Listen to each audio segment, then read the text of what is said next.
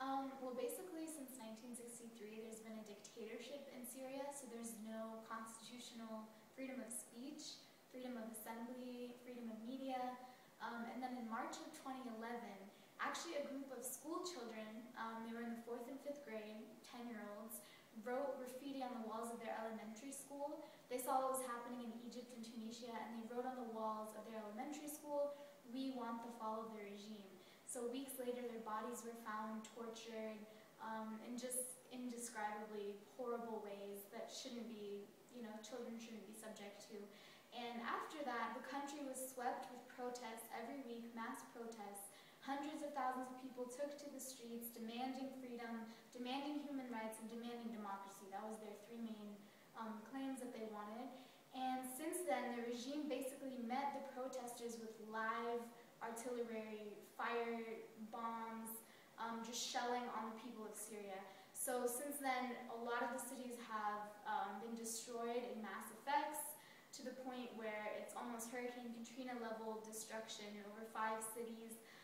40,000 people have died in the past year alone. Almost 200 people die every day, and most of them are women and children. And the government is actually, it's one of the first times in history that a government is systematically targeting its own children for torture as a weapon of terror against its own people. So basically, at Spelman, we're trying to raise awareness about this kind of issue that really should affect everyone, because it is a human rights issue at its root. And so we wanted to not only help the millions of internally and externally displaced refugees, but we also wanted to kind of send our own messages of support to the people in Syria through our Message in a Bottle video campaign that we're doing too. So the Social Justice Fellows and Associate Program called for different members to sort of pitch projects about things they were interested in. And obviously I was extremely passionate about what was happening in Syria. I spent the last summer working with Syrian refugees in Jordan, and I actually saw some of the conditions that the mothers and children were in. And and also the summer before in Turkey, I saw some of the refugees on the border when the conflict just started, and a lot of that really, really motivated me to bring it, from over there to over here, kind of. So we started in September, and we decided we wanted to call it SOS Message in a Bottle Project to sort of, I guess, play on the whole idea that we're committed in it, that we have a leg in what's happening, that we can affect what's happening over there, even though it may seem like we're really far away. We wanted to do something, psychologically uplifting, so kind of a letter campaign to women and children refugees. And we actually got in touch with a photographer who takes pictures of children opening messages from people around the world. So you can kind of see their faces and see how excited they are when they read it, knowing that somebody else in the world cares about what they're going through. We also wanted to create these little freedom bracelets. They say "Free Syria," they say "Freedom," and my cousin actually learned how to make them from Syrian women refugees, who then, so she taught me, and I taught everyone in the core Social Justice Fellows group. And our group is really great. We have about 10 members, and they've all been really committed to, meeting since September and planning our Big Friday event. And that's basically our Spelman video shoot. And it's a live art installation. It kind of takes off the idea of like breathing statues. And it's a flash protest, so people don't know that it's necessarily going to happen at the moment. And then Saturday we have the community service aspect, where people actually write their messages to the children of Syria, and we're going to send them over and kind of get the pictures of, send pictures of ourselves and see pictures of the children opening it. And then we have the fundraising aspect, which partners with UNICEF Stand for Syria, and it also partners with the Free Syria Foundation's Keep Syrians Warm, which is basically a campaign where, we have 340,000 refugees this winter without shelter, without blankets, basic necessities. So it's hashtag Keep Syrians Warm. So every $15 we raise, we get a blanket for a refugee family. So it's all through just making these little, just kind of taking a creative kind of spin on what service looks like, and saying that, hey, community service can affect our global community too. And at Spelman, especially where we're a place, that's so focused on changing the world, focusing on the global realm of things, I think it's really, really essential that we as students support this whole human rights in Syria campaign. So we made these signs that we're going to be using them in our protest on Friday, at Market Friday, and we just wrote messages of solidarity like Spelman for Syria, showing that we Spelman students stand and engage with women and children across seas, you know, in solidarity. And also we made ones that say Free Syria. Vanna wrote one in Arabic. Someone wrote Free Syria in Chinese symbols. So just kind of bring the global aspect to our protest. And then we're also planning to use these in a global walk that they're doing at the CNN Center for Syrian Children on November 17th. So we're hoping to all participate in that as well. Definitely staying informed on all social media platforms, Twitter, Facebook, YouTube.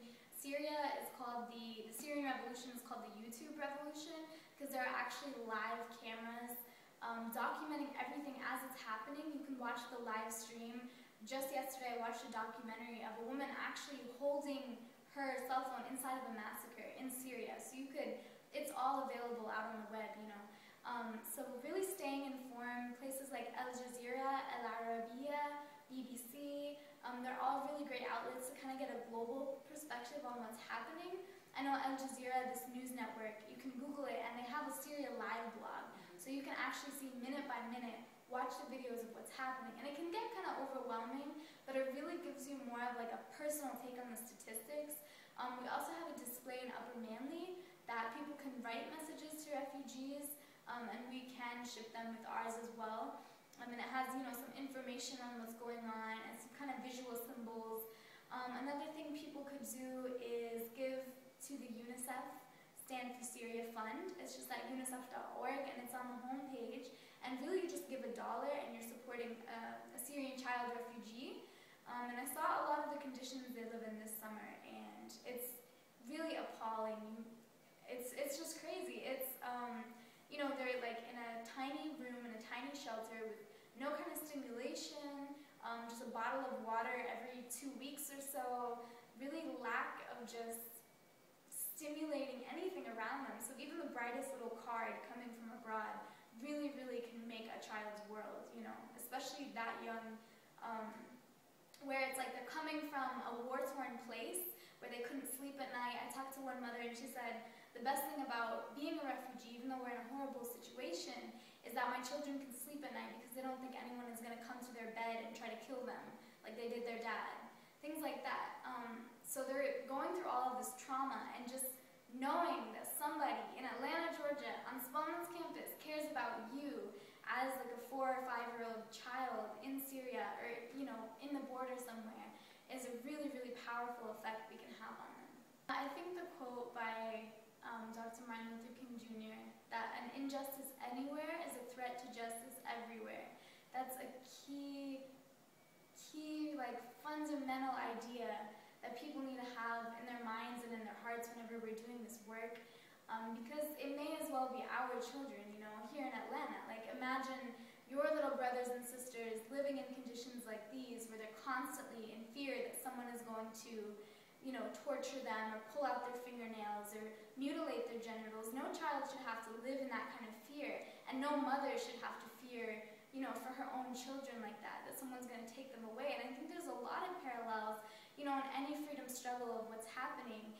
You have, like, mothers and children, they always feel the effects of war, you know, double and triple the amount, because they're the ones who are trying to, you know, have food and shelter and trying to live a stable life, and it's just being constantly torn apart. So I think people underestimate the impact. Even just this summer, like, I visited this 4-year-old boy and he cried for hours after we left, and it was just for 10 minutes. And it was because he was so not used to seeing anyone in the world actually care about him, because he lived in a place where his government was declaring a war on children, basically.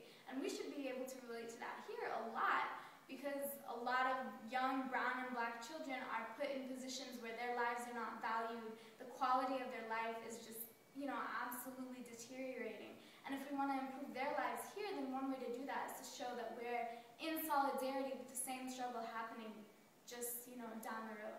Like Olivia mentioned, there's a global walk in Atlanta where you can actually walk from the CNN Center to Woodruff Park. and be part of the whole movement. And it is very time sensitive, and it's a very historical event. It's something you can tell your children years later. You know, when I was at Spelman, I went to a march for the children of Syria when that was happening. And I stood for human rights. I stood for human rights everywhere. And I think that's a really powerful statement to make, especially as students at this institution.